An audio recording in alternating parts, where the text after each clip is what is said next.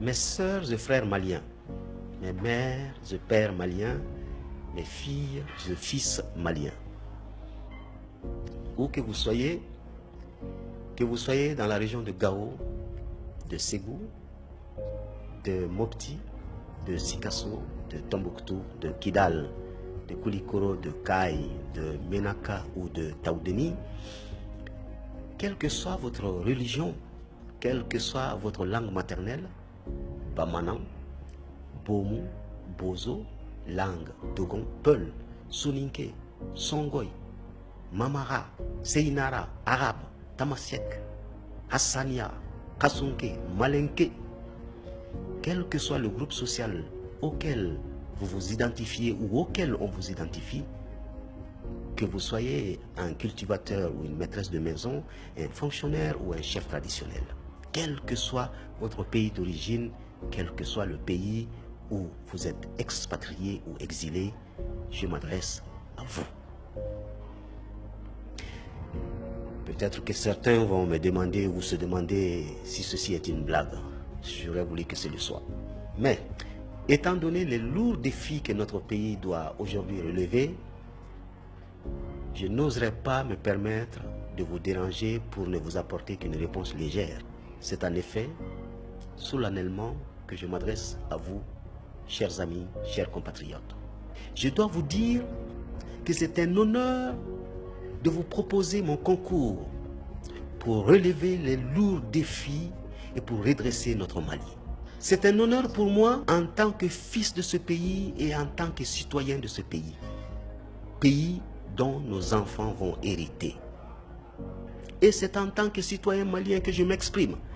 Un citoyen malien au même titre que le cultivateur à Koudjala, que le chasseur à Kadiolo, que le forgeron à Nioro, au même titre que l'enfant qui va à la Médarsa à Mopti, que l'enfant qui va à l'école publique à Sikasso, au même titre que l'enfant de Bamako que les parents n'ont pas les moyens d'envoyer à l'école, ou que l'enfant de Gao que la guerre empêche d'aller à l'école.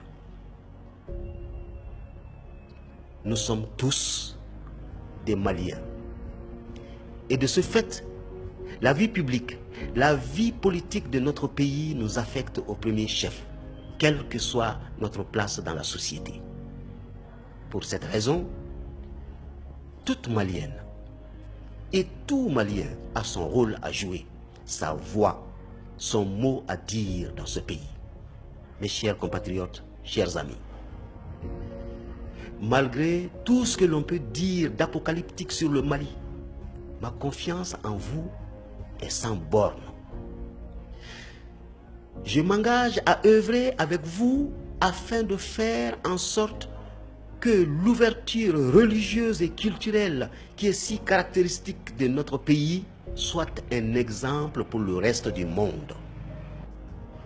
Nous avons appris à vivre ensemble avec nos différences depuis tellement de siècles. Cette acceptation de l'autre est une seconde nature chez nous, à tel point que souvent, nous ne nous rendons même pas compte qu'elle est exemplaire à l'échelle mondiale. Au Mali, il est tout à fait naturel de voir des personnes parler différentes langues, alors qu'ailleurs, cela peut être vu comme une menace pour la cohésion nationale. Il est tout à fait naturel de voir des personnes habillées selon leur tradition ou leur culture, alors qu'ailleurs, cela peut être vu comme un manque de modernité ou un refus de s'intégrer. En pesant mes mots, j'ose affirmer que, même s'il n'est pas parfait, que même si nous pouvons faire mieux et apprendre de nos voisins, le Mali est un pays exceptionnel en matière de vivre ensemble. Sur ce point, le Mali a tant à apporter au reste du monde. Il est de notre responsabilité à tous de nous élever au-dessus de l'obscurantisme identitaire et religieux que l'on essaie d'imposer chez nous. Chers amis, je vous fais confiance pour ne pas tomber dans ce piège. Parallèlement, l'action de chaque Malienne et de chaque Malien réalisée dans l'intérêt du pays sera déterminante. même si le geste paraît insignifiant, même s'il paraît minuscule, car il n'y a pas de petites actions, il n'y a pas de petites personnes parmi nous. En chaque enfant sommeille un génie avec son propre talent, peut-être même un futur prix Nobel. Nos jeunes ont tellement d'énergie. L'énergie, l'ingéniosité qu'ils déploient pour survivre me rendent fier et me fendent le cœur en même temps. Elles me fendent le cœur à l'idée que tout ce talent, toute cette force peuvent être exploités par des trafiquants d'êtres humains dans le Sahara, sur les côtes méditerranéennes. Que tout ce talent, toute cette force peuvent se perdre dans les eaux de la Méditerranée. Que tout ce talent, toute cette force font place à la solitude, à l'angoisse, aux nuits sans sommeil de celui ou celle qui a peur d'être expulsé du pays qu'il a réussi à atteindre et au prix qu'il a réussi à atteindre au prix d'énormes sacrifices et au péril de sa vie. Et aussi, elles me fendent le cœur à l'idée que pour ceux qui ont eu la possibilité de faire des études supérieures, tout ce talent, toute cette force soit déployée pour enrichir d'autres pays. Car au Mali, les places à responsabilité sont réservées aux amis d'amis ou à la famille, sans prendre en compte la compétence. Mes chers compatriotes, chers amis,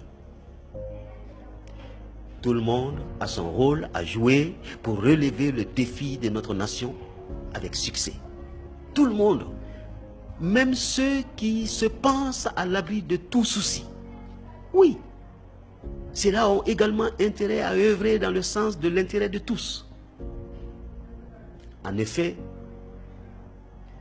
ceux qui pensent passer entre les gouttes des lacunes du système, car ils sont plus fortunés que la plupart de leurs compatriotes, gagnent-ils réellement?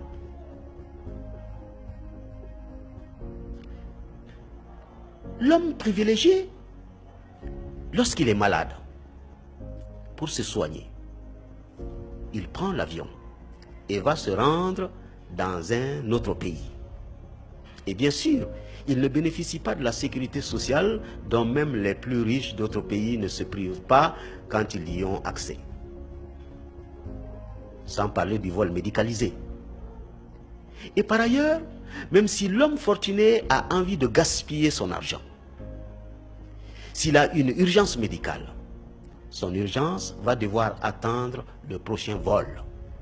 Son urgence va devoir attendre l'enregistrement à l'aéroport. Son urgence va devoir attendre la fin du trajet dans les airs. Comme nous le savons tous, les urgences de la nature ne connaissent pas les horreurs des compagnies aériennes. Au nom de quel luxe peut-on risquer de rendre l'âme à l'aéroport ou à bord d'un avion? Ne serait-il pas plus avantageux pour cet homme privilégié d'aller à un hôpital près de chez lui à 20 ou 30 minutes? Les parents privilégiés, après le bac, leurs enfants s'en vont étudier à l'étranger. Mais ils peuvent payer jusqu'à 20 fois plus cher que les étudiants ressortissants du pays d'accueil. Ils ne peuvent pas rentrer voir leur famille et leurs amis le week-end ou pendant les fêtes pour se ressourcer. Alors que les étudiants locaux, même les plus démunis, peuvent faire cela. Combien de fois par an les parents privilégiés au Mali peuvent voir leurs enfants partir étudier à l'étranger? Pourtant, un parent malien n'aime pas moins son enfant qu'un parent d'un autre pays. Les enfants manquent aux parents, les parents manquent aux enfants. Mais pour que cet enfant ait un avenir, la séparation doit avoir lieu pour nous ne savons combien de temps. Ensuite, une fois le diplôme en poche, les enfants se marient. Ils ont à leur tour des enfants dans le pays d'accueil. Les petits-enfants connaissent à peine leurs grands-parents, alors que les grands-parents des ressortissants du pays d'accueil font partie de la vie de leurs petits-enfants. La transmission disparaît. Pourtant, la transmission fait partie de la sève de notre pays. Elle a été notre force pendant tant de siècles. Les personnes privilégiées, quelle que soit la taille de leur maison, quelle que soit la splendeur de la façade, quelle fierté peut-on vraiment en tirer lorsque, pour y accéder, il faut rouler sur des ruelles boueuses et cabossées, lorsque, à l'heure du dîner, l'électricité se coupe et qu'il faut attendre que le groupe électrogène se mette en marche pour finir son festin. Les personnes privilégiées, quand les terroristes frappent les civils maliens, qui visent-ils en priorité? Et les moustiques qui transmettent le paludisme, regardent-ils le contenu du porte-monnaie ou le statut social avant de piquer? Chères Maliennes et chers Maliens, chers amis, ceci n'est pas un manifeste contre les personnes qui ont de l'argent. Non, non, non. C'est un rappel que le sort du Mali est l'affaire de tous les Maliens. C'est un appel à chaque compatriote, qu'il soit riche ou qu'il soit pauvre, à travailler main dans la main avec son voisin, car sans cela, aucun Malien, même le plus riche, ne pourra être gagnant. Encore une fois, je vous fais confiance, car en réalité, vous êtes ma source d'inspiration. Je suis admiratif devant la capacité des Maliennes et des Maliens à se réunir dans les 4 coins du Mali et dans les 4 coins de la planète pour de grandes causes. Mes chers compatriotes, chers amis, malgré tous les problèmes qui font de chaque journée une épreuve supplémentaire, je vous ai vu tant de fois travailler ensemble et vous rassembler dignement pour revendiquer ce dont en quoi vous croyez et pour réaliser des projets là où l'État faisait défaut. Pour cela, je m'engage à œuvrer pour que votre dur labeur soit suivi et reflété au niveau des instances de l'État, car, mes chers compatriotes, chers amis, vous ne méritez pas moins que cela. Je m'engage à œuvrer pour rallumer en chacun le sentiment d'appartenance à une même nation, le Mali, notre patrie. Je m'engage à œuvrer afin de garantir à chaque Malienne et à chaque Malien le respect de sa personne, de sa dignité, de son honneur, le respect de sa liberté et de ses droits fondamentaux, pour revivifier en chacun l'amour de ce grand pays aimé et béni de Dieu. Je m'engage à œuvrer pour faire cesser la sélection sociale injuste qui consiste à favoriser une minorité au détriment de l'écrasante majorité. Cela implique nécessairement d'accorder une égalité des chances à toutes les Maliennes et à tous les Maliens. Mes chers compatriotes, chers amis, restons debout, gardons la tête haute, tous ensemble, rejoignons le mouvement Mali est en paix détaillé. Que chacun vienne tel qu'il est et il sera accepté comme tel, sans aucune distinction ni discrimination. J'appelle toutes les Maliennes et tous les Maliens à se mobiliser et à mobiliser partout autant que possible autour de ce mouvement Mali est en paix détaillé. Le Mali redeviendra l'une de nos plus grandes fiertés. Que Dieu bénisse le Mali.